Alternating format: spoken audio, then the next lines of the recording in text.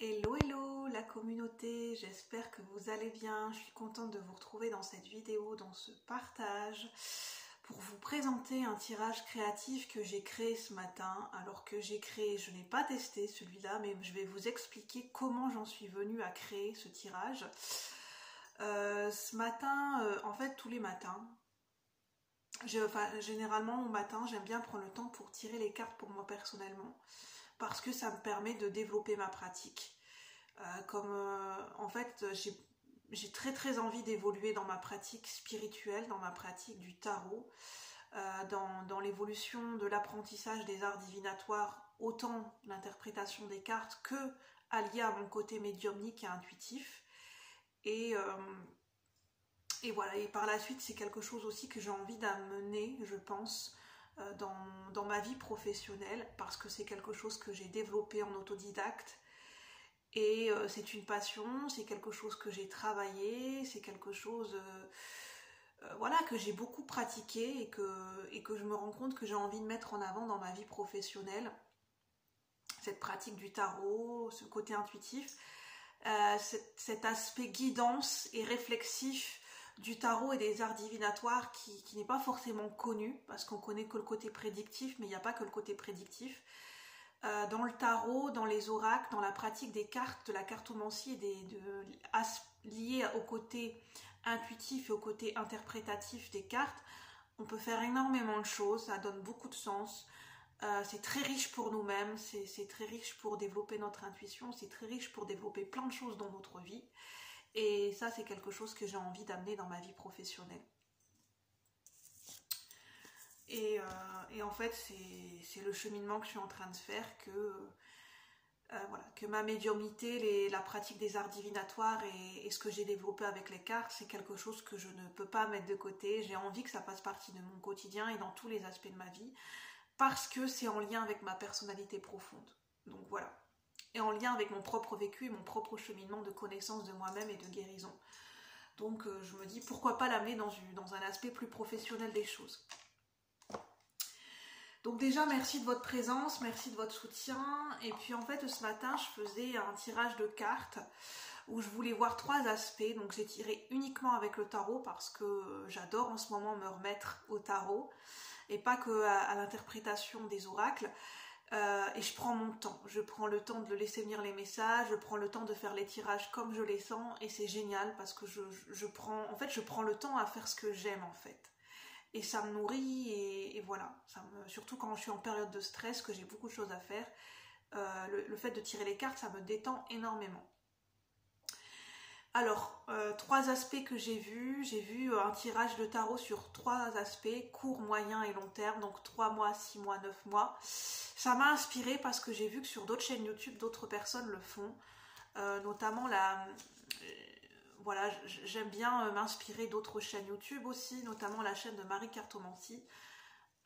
J'adore la manière dont elle tire les cartes, le lien qu'elle a avec le tarot, qui est très moderne, qui est très punchy, qui est très spontané, qui est très intuitif et qui est très authentique, et qui est médium aussi, Marie Cartomancie qui est médium, qui tire aussi les cartes.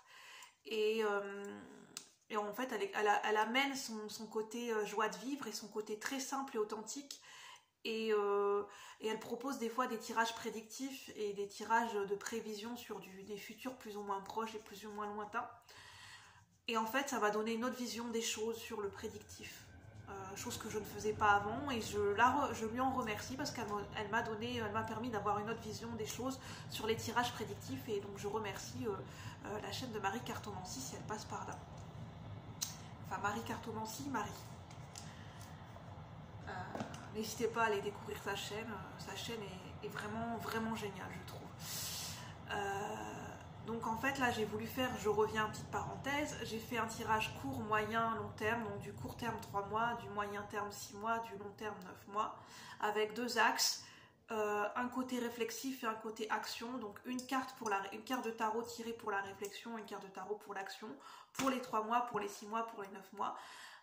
J'ai tiré une carte pour faire chaque transition entre chaque période de 3 mois, de 6 mois, de 9 mois, et voir l'évolution entre les 3 mois et les 9 mois, pour moi personnellement. Et en fait, j'en ai tiré quelque chose qui m'a permis de construire un tirage créatif qui, je pense, pourra plaire à certaines personnes. Parce qu'en fait, ce qu'il en ressortait de mon évolution, du tirage pour moi personnellement, c'était de l'innocence perdue à l'innocence retrouvée. Parce qu'en synthèse, dans les 3 mois, on avait la reine de bâton.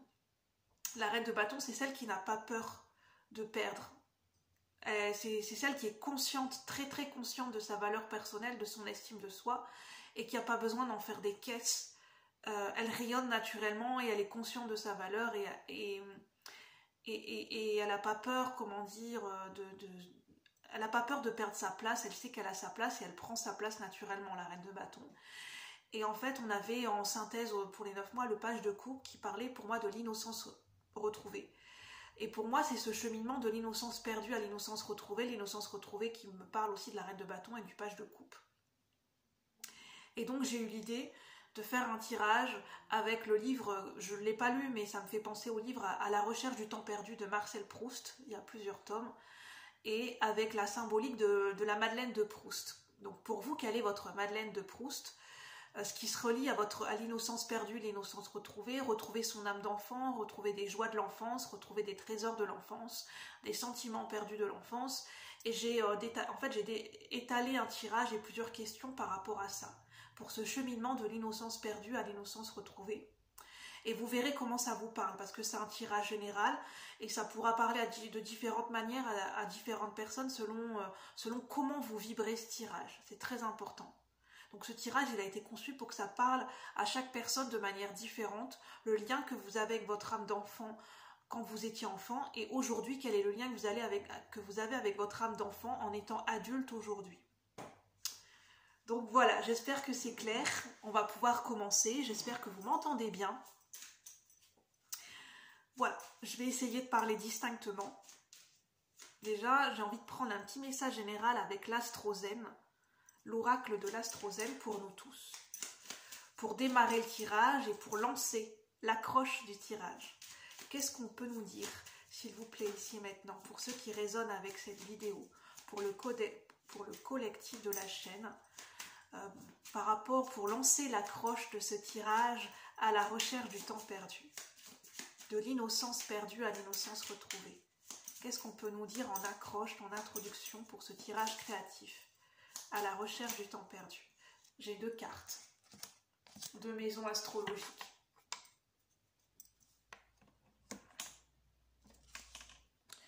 On a la maison 3, qui est pour moi la maison de la communication, des liens avec les autres. C'est la communication, le lien qu'on peut avoir aussi avec nos frères et sœurs, avec la fratrie. Donc il y a peut-être un lien pour ce tirage, pour certaines personnes, le lien que vous avez avec vos frères et vos sœurs. Peu importe l'âge que vous avez, peu importe les liens que vous entretenez avec vos frères et sœurs, il y a un lien avec la fratrie, avec les jeux quand vous étiez enfant, quand vous jouiez avec vos frères et sœurs, à quel jeu vous jouiez, la communication, le lien que vous avez entretenu avec vos frères et sœurs. C'est ça qui me vient. C'est pas, en fait, je vais vous lire le résumé, mais c'est pas ce qui me vient moi. Je suis brillante, je m'autorise à exprimer librement mes pensées sans craindre le jugement des autres. Mais bon, pour moi, c'est le lien avec la fratrie, cette maison 3. Maison 1, je suis un être unique, j'ose me révéler au monde tel que je suis en toute spontanéité et authenticité. En fait, c'est de nous dire que la force du lien familial, la force du lien dans la fratrie. En fait, c'est pour ça que avant de commencer cette vidéo, j'ai pensé à la série Charmed. Et Charmed, c'est la force de ses sœurs, le pouvoir des 3. En fait, leur pouvoir magique, le pouvoir des 3 leur tient de l'union qu'elles partagent entre ces 3 sœurs. Elles se sont retrouvées, elles s'étaient perdues de vue à cause de conflits, elles se sont retrouvées, et c'est la force de leur lien, en fait, qui crée leur magie et leur pouvoir. Et ça me parle de ça, la force du lien, la force de la fratrie, qui permet après de nous sentir pousser des ailes et de prendre notre envol en tant qu'individu. Le pilier, la famille, la fratrie.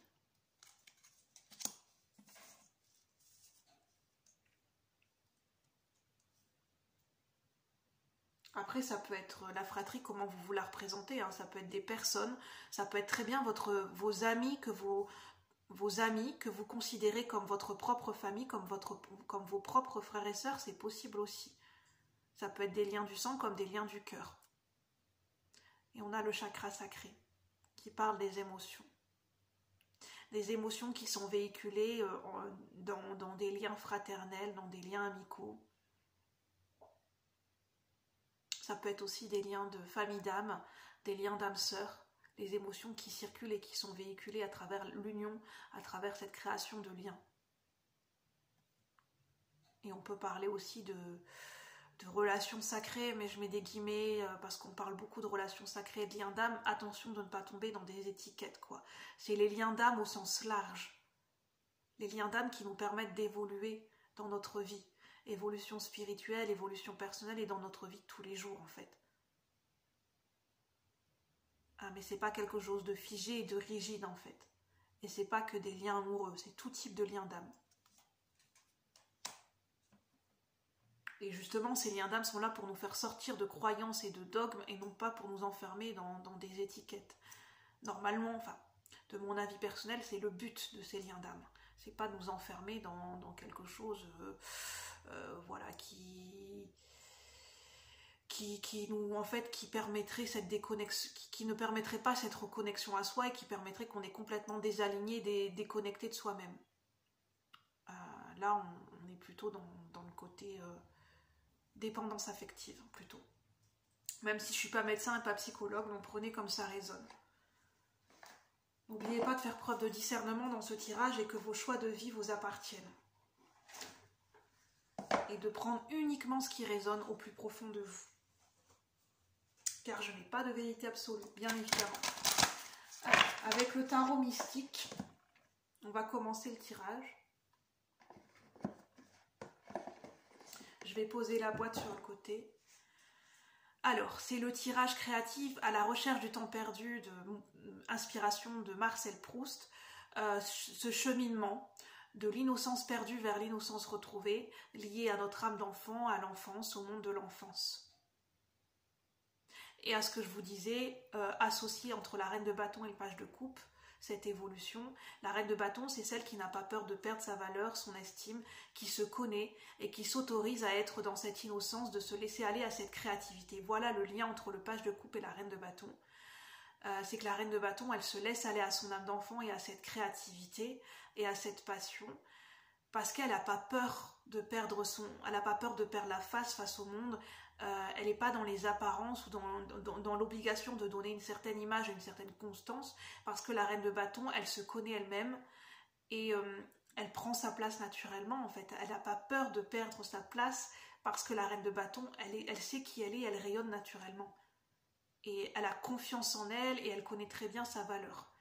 Et voilà le lien entre la reine de bâton et le page de coupe. Alors, première question. Donc c'est un tirage que je n'ai pas testé, qu'on va tester ensemble. Donc un tirage collectif et général. Et intemporel, bien sûr, qui sera juste au moment où vous visionnerez la vidéo pour vous-même. Alors, première question, c'est ce que vous avez égaré ou oublié ou laissé de côté par rapport à votre enfance, par rapport à un aspect de votre enfance. Cheminement de l'innocence perdue à l'innocence retrouvée à travers le déroulement de ces questions.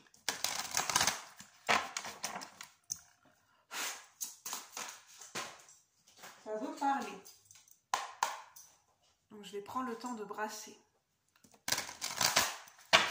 Donc n'hésitez pas à prendre le temps de vous installer confortablement. On va passer un petit moment ensemble.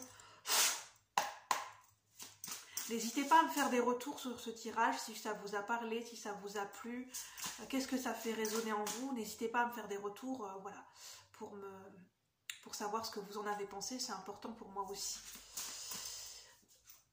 Alors, ce que vous avez égaré au niveau collectif et général. Je pose l'intention que ce tirage soit au niveau des énergies collectives et générales, qui résonnent avec les personnes qui ont besoin d'entendre ces messages, ici et maintenant, qui sont en résonance avec ce cheminement d'innocence perdue à l'innocence retrouvée, pour le collectif de la chaîne. Merci les guides. à la recherche du temps perdu. Ce que vous avez égaré, oublié, laissé de côté par rapport à votre enfance. Je ressens de l'anxiété. Depuis quelques minutes, je ressens de l'anxiété. Du stress, de l'anxiété éprouvée peut-être, quand vous étiez enfant. Ou du stress et de l'anxiété que vous pouvez percevoir à un instant T, ou de l'anxiété qui revient quand vous êtes adulte, qui est liée au fait que peut-être vous ayez du mal à concilier votre vie d'adulte, la personne que vous êtes en étant adulte, et concilier votre âme d'enfant, que vous avez du mal à trouver cet équilibre pour écouter l'adulte qui est en vous et l'enfant qui est aussi en vous, si ça vous parle. Ce que vous avez égaré, oublié, laissé de côté par rapport à votre enfance, au niveau collectif et général, pour ceux qui résonnent avec cette guidance, avec ce cheminement. Ce que vous avez... On a un roi de denier. Oh, c'est beau. Et l'empereur. Et en dos de deck, on a la reine de coupe. Je ressens un côté très doux avec la reine de coupe, très aimant, très maternel.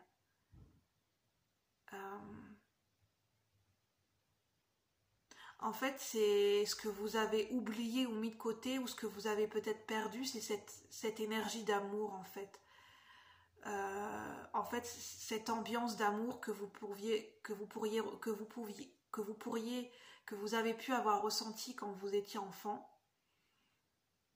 Vous avez senti des énergies et cette ambiance d'amour, peut-être par une personne en particulier, j'entends, qui n'est plus là.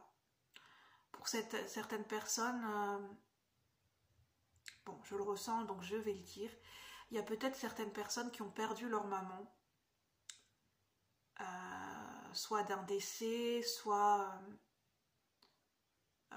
d'une coupure de communication, soit du fait que vous n'avez plus les mêmes liens avec votre maman comme c'était auparavant quand vous étiez enfant et adolescent. Il y a une coupure de lien, une coupure émotionnelle, un lien qui a été distendu par rapport à des conflits, par rapport à une incompréhension, et j'entends même par rapport à un choix que vous avez fait, qui n'était peut-être pas... un choix qui n'a pas été compris par votre mère, ou une figure maternelle, quelqu'un que vous vous représentiez comme votre propre mère.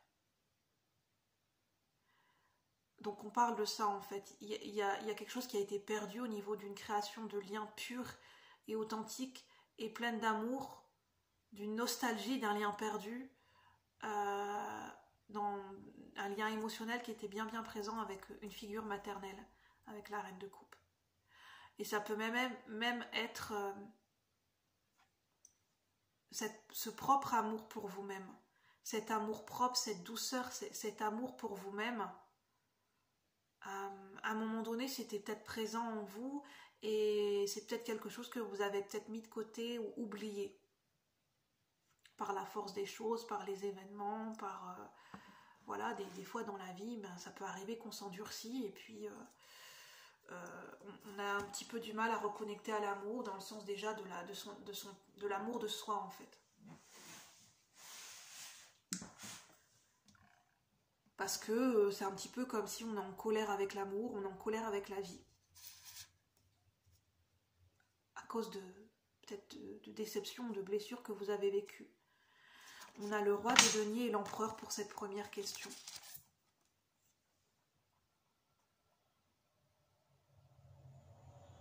Je vous montre bien. Alors, on a déjà un arcane majeur. On a quand même deux figures masculines. Deux figures masculines très importantes au niveau de l'énergie yang. Yang, c'est l'énergie de maturité, l'énergie d'assurance et d'une confiance en soi qui est très forte. C'est ça l'énergie yang. C'est aussi l'énergie d'action et de stabilité dans la matière. C'est ça l'énergie yang. Et là, on a un roi de denier et un empereur. Ça me parle tous les deux d'ancrage et de maturité, d'assurance. En fait, ce que vous avez peut-être perdu, pour ceux qui résonnent avec ce tirage, avec cette question, pour certains et certaines, que vous soyez un homme ou une femme, au degré ou selon votre vie, comment ça vous parle à un instant T, vous avez pu perdre cette assurance. Vous avez pu perdre de la confiance en vous et de l'assurance. Et ce que je sens, c'est que pourtant, quand vous étiez enfant et adolescent, vous étiez sûr de vous. il y avait cette assurance, il y avait cet aplomb, c'est ça en fait, il y avait cette audace et cet aplomb. Avec le roi de denier et l'empereur, c'est ça que je ressens, c'est qu'il y avait de l'aplomb, il y avait ce côté je m'affranchis, j'ai pas peur, c'est même pas j'ai pas peur dans le sens où j'ai pas de peur, c'est pas ça, c'est j'osais, je m'affranchissais, il y avait cette assurance quand vous étiez enfant. Et je sens pas que c'était de l'inconscience, je sens que c'était quelque chose qui était une énergie qui était innée, qui était présent en vous. Vous étiez quelqu'un d'affranchi et d'assuré et d'assurant quand vous étiez enfant ou adolescent. Et ça, c'était quelque chose qui était ancré en vous. Et ça, c'était quelque chose que vous manifestiez dans votre vie de tous les jours. Par rapport aux autres enfants, dans la cour de récré, par rapport à vos loisirs, par rapport à vos parents, par rapport à vos professeurs. Vous n'aviez pas peur de vous montrer, vous étiez assuré, assurant, vous aviez cette confiance en vous qui était déjà là, elle faisait déjà partie de vous. Et vous étiez, je sais pas, c'était quelque chose qui était très très présent en vous et qui était indiscutable et ça faisait déjà partie de vous et en fait il y avait cette facilité à être dans cette audace et dans cette assurance de vous-même et c'était de l'aplomb en fait, vraiment il y avait cette audace, de l'aplomb, il y avait ce panache, mais en même temps il y avait cette maturité, il y avait pas cette maturité au sens de la maturité qu'on attendrait d'un adulte, mais maturité dans le sens où il y avait cette confiance en vous qui était installée. Vous étiez déjà un enfant très très confiant. Il y avait une confiance en vous qui était naturellement présente chez vous, à l'intérieur de vous. Et c'est peut-être quelque chose de par les épreuves, je ne sais pas, de par des blessures, des déceptions, de par du fait que voilà que vous avez grandi d'une certaine manière, il y a quand même eu quelque chose qui a dégringolé au niveau d'une confiance, d'une assurance en vous-même. En fait, ça s'est effrité, ça s'est désagrégé avec le temps en fait. Petit à petit en fait, ça s'est pas fait de manière brutale, mais il y a quelque chose qui a fait que peut-être que en fait le fait d'avoir été peut-être d'avoir eu des retours d'un environnement, des retours de certaines personnes, ça a fait en sorte que ça, comment dire, en fait quand on est enfant, petit à petit on apprend à être confronté à la vie de tous les jours parce qu'on se scolarise, parce qu'on rencontre des nouveaux camarades, parce qu'on commence à se sociabiliser dans des loisirs, et on se rend compte qu'on n'est plus tout seul. Et forcément, il y a le miroir et il y a le regard des autres.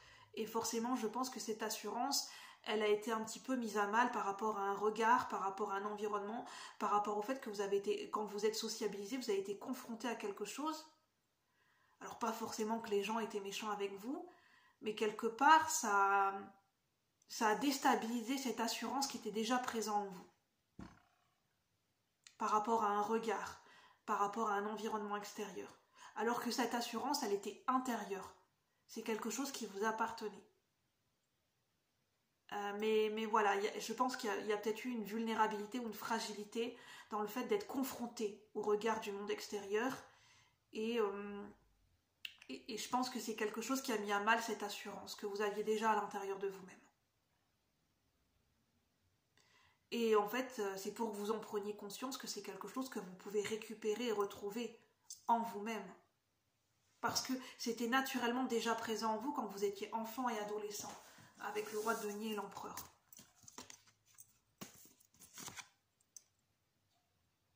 En fait, vous étiez même déjà un leader quand vous étiez enfant. Alors est-ce que des enfants naturellement vous suivez le mouvement, vous étiez un chef de groupe, comme un chef de meute, symboliquement parleur, mais vous étiez déjà un leader quand vous étiez enfant et adolescent. Vous aviez déjà du charisme naturellement en étant enfant et adolescent. C'était déjà présent en vous.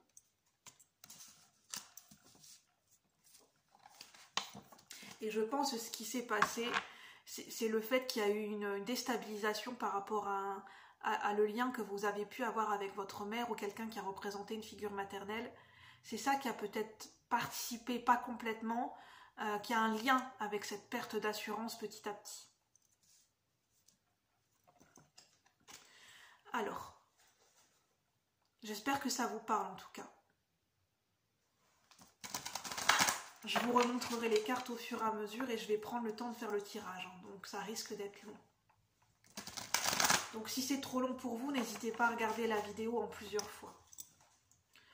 Question numéro 2. Quelle est votre quête par rapport à votre âme d'enfant et par rapport à votre enfance? Alors ça peut être une quête qui est consciente, un objectif qui est conscient, qui est posé, qui est ciblé, qui a été perçu par vous-même à un instant T, ou ça peut être une quête qui est un cheminement inconscient en fait, mais qui est quand même quelque chose que vous ressentez de manière intuitive sans avoir les mots en fait.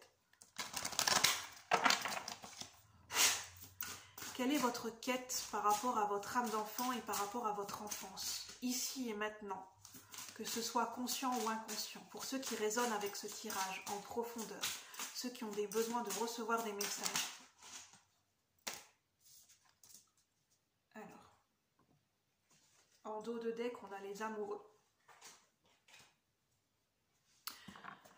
Pour certaines personnes, voilà, je vais parler littéralement, les amoureux, ça veut dire ce que ça veut dire, même si cette carte elle a plusieurs significations, c'est une arcane majeure.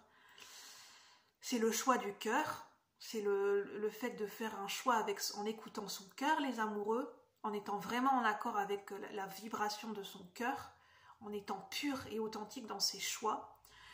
Et les amoureux, ça parle aussi d'un lien, ça peut parler d'un lien d'âme, pas forcément lien d'âme, ça peut parler d'une relation, non pas relation, d'une connexion, d'une connexion amoureuse entre deux personnes qui s'aiment d'un point de vue d'un amour au niveau sentimental. Alors il y a peut-être une quête pour certaines personnes, est-ce que c'est conscient ou inconscient, où est-ce que vous en êtes par rapport à ce cheminement, il n'y a que vous qui pouvez le savoir, mais il y a une quête par rapport à l'amour.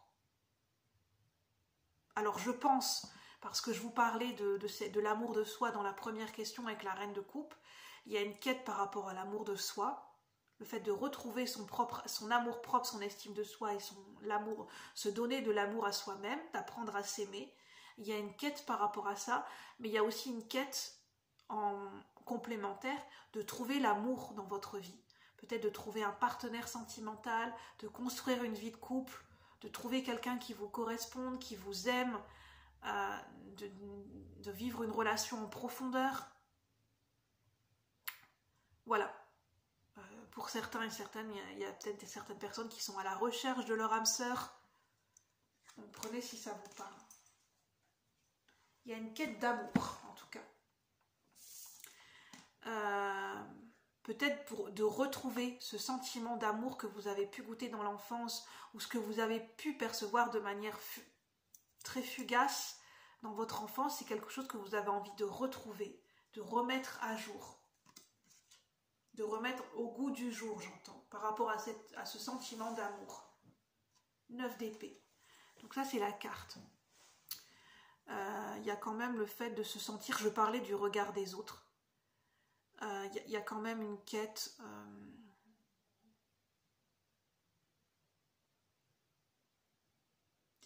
alors là c'est un besoin en fait j'entends que c'est les deux, ça peut être conscient et inconscient, c'est un besoin de reconnaissance par rapport au regard des autres. Est-ce que c'est par rapport à une personne en particulier, par rapport à un groupe de personnes en particulier, par rapport au niveau social? C'est vraiment au niveau social large. Il y a un besoin, une quête de reconnaissance, d'être vu, d'être reconnu, d'avoir ce besoin d'exister, que les autres nous voient, oui, qu'on soit vu, reconnu, pour enfin dire j'existe, je suis né, pour enfin affirmer et confirmer le fait, votre propre naissance, c'est fort ce que je ressens. Je suis vue, je suis reconnue, les autres me voient, me perçoivent, donc à ce moment-là, mon existence est légitime.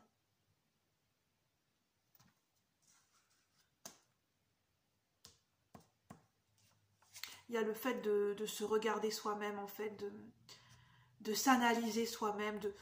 Il y a vraiment le fait de porter d'avoir la loupe sur soi, de mettre la loupe, le focus sur ses défauts, sur peut-être des complexes au niveau de son corps, sur des choses qu'on trouve pas beaux, pas belles chez nous, que ce soit des qualités au niveau moral, au niveau intellectuel, au niveau physique, le fait de mettre la loupe, de s'analyser, de s'observer, mais de se juger, de s'auto-évaluer en permanence, ça c'est bon, ça c'est pas bon, mais c'est presque ce côté intransigeant en fait envers soi-même. D'où ce stress que je parlais, que je ressentais du stress et de l'anxiété au début. Parce qu'en fait, cette question, elle est là. Dans ce que je viens de vous dire et dans cette carte qui est montrée, elle est où cette âme d'enfant dans tout ça? Elle est où cette place? Il est où l'enfant? Parce que là, on ne sent pas cette âme d'enfant qui s'exprime, qui joue, qui rayonne. Elle est où? En fait, dans tous ces jugements, dans ces blessures, c'est pas un jugement de valeur, mais on peut se poser la question, est-ce que il est où, il est passé où, elle est passée où cette âme d'enfant? Est-ce qu'il a une place pour lui? Est-ce qu'il y a une place pour cette âme d'enfant?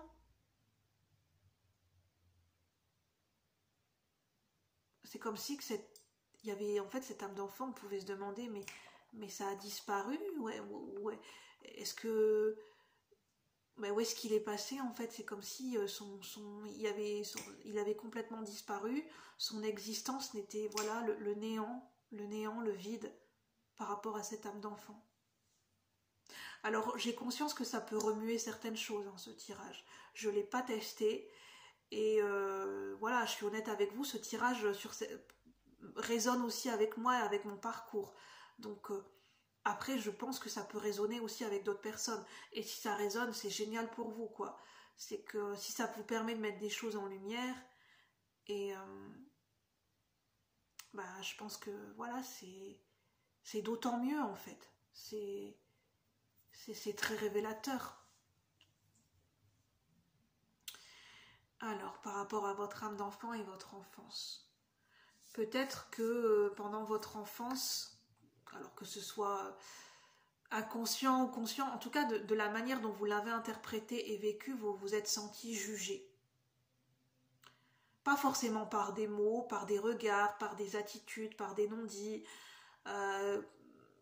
par des phrases que vous avez interprétées, enfin par des sous-entendus. Parce que vous étiez très observateur par rapport aux mots que les gens employaient vis-à-vis de vous, par rapport aux attitudes, par rapport à la manière dont les gens vous regardaient ou ne vous regardaient pas, par rapport à l'attention ou à l'absence d'attention, vous étiez très très observateur par rapport à ça. Et il n'y a rien qui vous échappait et vous vous êtes senti... en fait, ça vous a stressé. Le fait d'être dans l'observation d'un moindre signe d'affection et d'attention, même quand vous êtes adulte, d'interpréter, d'être à l'affût d'un moindre signe d'attention. Est-ce que l'autre est en train de me juger? Qu'est-ce que ça signifie ce regard? Pourquoi on me regarde de telle manière? En fait, ce que ça amène, c'est pas pour culpabiliser, c'est que ça génère du stress et de l'anxiété en fait. Parce que là, c'est de l'observation qui est poussée. De l'observation au point où ça peut faire mal, quoi. Parce que on est intransigeant, on laisse rien passer, quoi. Donc on va tout filtrer son environnement, on va tout observer, tout calculer, tout filtrer son environnement. Et forcément, cette analyse pure, froide, c'est une analyse qui est froide et dure, qui est implacable. Ça laisse la chance ni pour... ça ne permet pas de laisser la chance à d'autres personnes d'entrer dans votre vie, de vous côtoyer, et même pour vous-même en fait. Et ça peut entraver cette quête d'amour.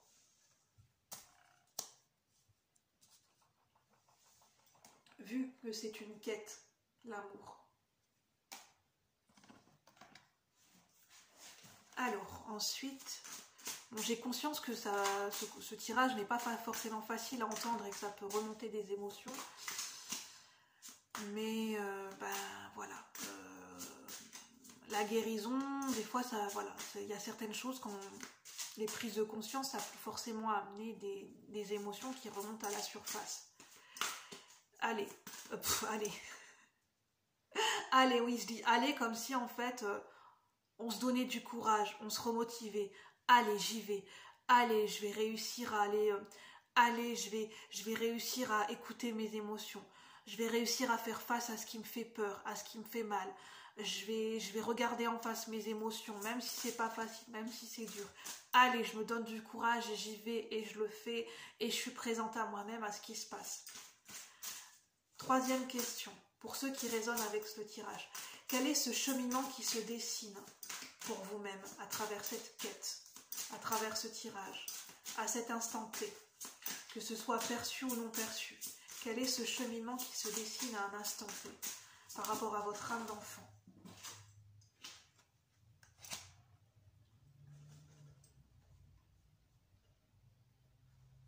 Avec le diable à l'envers, c'est de sortir d'un emprisonnement, de sortir d'une emprise et de ne plus avoir peur, d'avoir peur. En fait, pour moi, le diable à l'envers, ce que ça vient me dire, c'est la peur d'avoir peur. Alors, est-ce que vous en avez déjà entendu parler? Moi, j'en ai déjà entendu parler. Il y a toutes sortes de peurs qui peuvent exister, mais il existe aussi des peurs qu'on ne pourrait même pas soupçonner. La peur de vivre. Quelquefois, on pense qu'on a peur de la mort, mais en fait, le plus souvent, c'est derrière ce qui se cache, c'est la peur de vivre. La peur de s'autoriser à vivre, à expérimenter. La peur de ressentir des émotions. Et souvent, la peur de ressentir de l'amour, d'aimer et d'être aimé. La peur de soi-même, parce que le diable, ça fait référence à nos propres énergies d'ombre qui sont à l'intérieur de nous-mêmes. C'est la peur de nous-mêmes, en fait. En fait, quand on se rend compte, c'est fou, en fait, c'est ça, on a peur de soi-même. D'où des fois ce côté schizophrénique. Alors je mets des gros guillemets parce que la schizophrénie, c'est une maladie mentale. Je ne parle pas de la pathologie, je parle plutôt d'un aspect de dualité, de division en soi, où on peut se sentir tiraillé.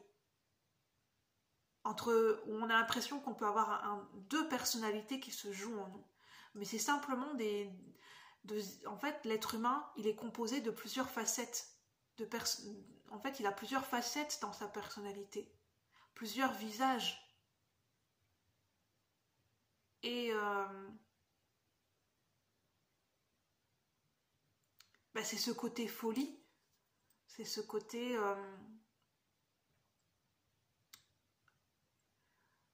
ce côté où est la frontière des choses, en fait.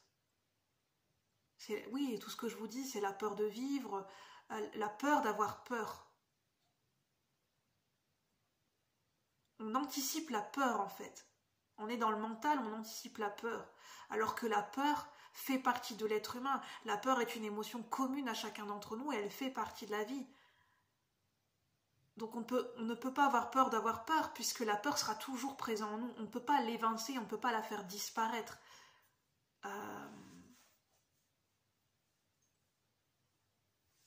Donc en fait, le fait de focaliser sur la peur d'avoir peur, ça crée cette dissociation et des fois, entre guillemets, cette folie en nous et le fait de provoquer de l'anxiété, du stress et cette division en nous,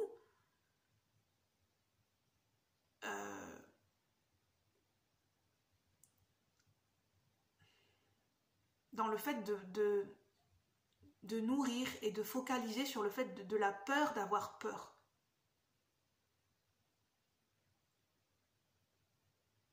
Que ça, c'est...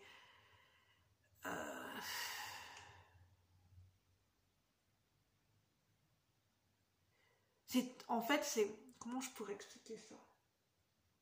C'est une peur qui a un non-sens, qui ne pourra jamais trouver de solution et se résoudre, parce que c'est une peur qui part d'un non-sens, qui part d'une non-vérité, puisque la peur en elle-même, elle existe, elle existera toujours. On ne peut pas évincer la peur, parce que le courage, ce n'est pas l'absence de peur, le courage, c'est d'agir malgré ses peurs, le courage d'affronter ses peurs. La peur est un état de fait, on ne pourra jamais le faire disparaître.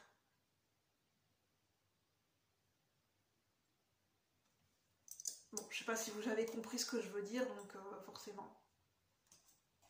Et ça amène avec la tour, ça amène une révélation. Alors, je disais, quel est ce cheminement qui se dessine pour vous à travers ce tirage, que ce soit perçu ou non perçu? On a le 4 de bâton. Ben, c'est un cheminement de reconstruction. De reconstruire sa vie, de reconstruire ses bases, de se reconstruire soi-même. Peut-être pour certaines personnes, ce désir de construire une famille, ce désir de construire un couple, ce désir d'avoir son propre foyer, sa propre maison, ce désir d'avoir des enfants, ce désir de c'est quoi pour vous ce que représente la famille,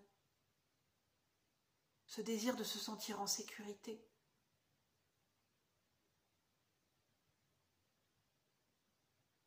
Ce désir de construction dans sa vie,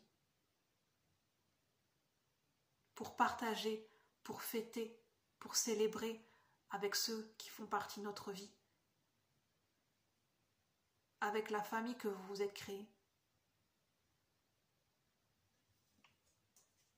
C'est ça ce cheminement qui se dessine. Ce qui est beau, c'est qu'au fond de vous, vous êtes en quête d'amour, vous êtes en quête de construction, de stabilité, de construire une famille dans votre vie. Et c'est ça qui se dessine à travers tout ce cheminement, en fait. C'est que derrière, il y a des réelles envies du cœur. Il y a le cœur qui soupire, qui expire, qui s'inspire et qui expire. Il y a le souffle de la vie à travers l'énergie du cœur. Il y a le cœur qui bat, il y a le cœur qui a envie de se réveiller. Il y a le souffle de la vie, l'étincelle de vie. Le besoin, le désir de construire, les passions, le désir de construire une famille, un foyer, de donner de l'amour, d'aimer et d'être aimé. Derrière, il y a tout ça en fait, en profondeur, derrière toutes ces peurs ou toutes ces blessures.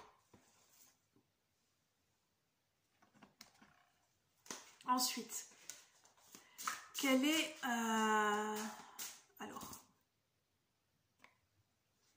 Quelle est l'évolution et le trésor retrouvé et chéri pour vous?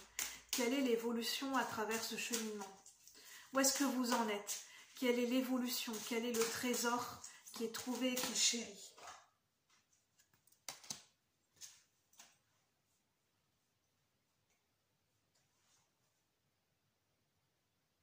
En fait, ce que je sens, c'est avec le 7 de coupe, normalement cette carte ne me dit pas ça, mais moi comment je la ressens avec le 7 de coupe à l'envers.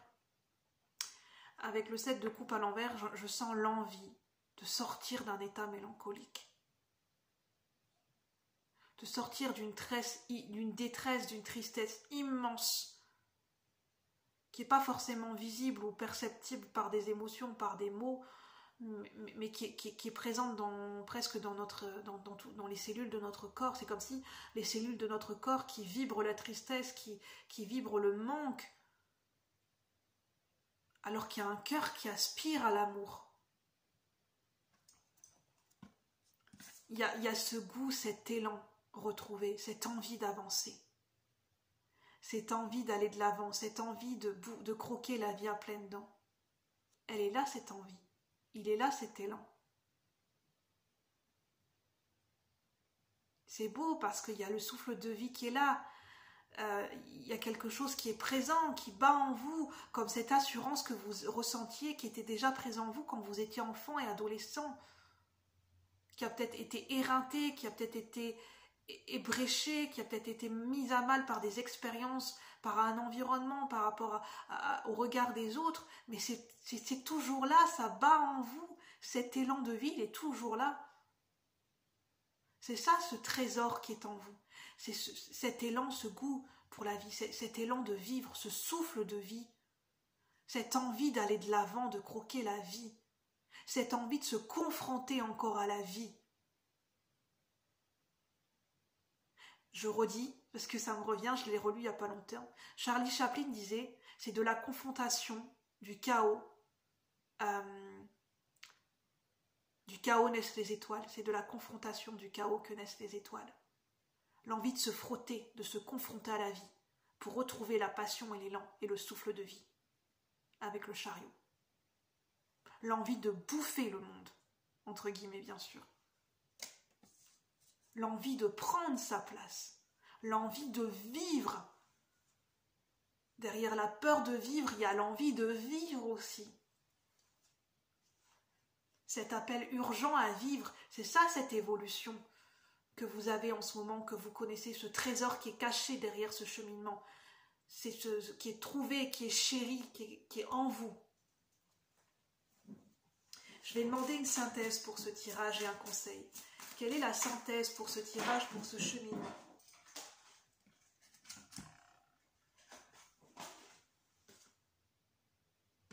On a le monde et la reine de denier. Alléluia, j'entends. J'entends Alléluia, mais prenez-le comme ça vous parle, c'est voilà. Dans le sens Alléluia, enfin. Vous êtes prêt à accueillir le monde et le monde est prêt à vous accueillir. Le monde vous ouvre les bras, vous tend les bras et vous ouvre les bras pour vous accueillir. Le monde vous attend. Le monde n'attend plus que vous pour jouer. Jouez votre note, votre mélodie, votre partition. Le monde vous attend. Le monde n'attend plus que vous pour jouer sa partition, sa mélodie. Quelle belle synthèse avec la reine de denier et le monde. C'est magnifique. Vraiment, c'est magnifique. Un conseil par rapport à ce tirage et là où vous en êtes pour ceux qui résonnent avec cette guidance au niveau collectif et général. Puisez votre force dans cette mélancolie avec le 5 de coupe, le conseil. Faites-en une force de cette mélancolie. Faites sublimer cette mélancolie à travers l'artistique, votre créativité, la beauté. Sublimez cette mélancolie à travers la création d'une œuvre. Et votre propre œuvre, c'est vous-même. Voilà le conseil. Donc j'en resterai là, prenez uniquement ce qui vous parle avec votre intuition. En tout cas, c'était et ça reste des très beaux messages reçus. En tout cas, moi, ça me parle. Et si ça me parle, je sais que ça peut toucher, résonner avec d'autres personnes, parce qu'on est tous interconnectés. Donc prenez comment ça vous parle avec votre vécu. Et n'oubliez pas que je ne suis pas médecin et psychologue, que vos choix de vie vous appartiennent, que vous avez votre libre arbitre, et que si vous avez des soucis de santé, que ce soit d'ordre moral, psychologique, physique, il existe des médecins, des psychologues, des thérapeutes, et que, je le dis parce qu'il n'y a pas de tabou à avoir par rapport à ça. L'aide, on la trouve, elle est partout, l'aide. De l'aide, on peut en trouver partout. Voilà, je terminerai là-dessus. Je vous remercie de m'avoir écouté. Si vous avez aimé, n'hésitez pas à liker, à commenter, à vous abonner. Sur ce, je vous souhaite une très bonne journée. Je vous dis à bientôt la communauté. Bye bye. Merci.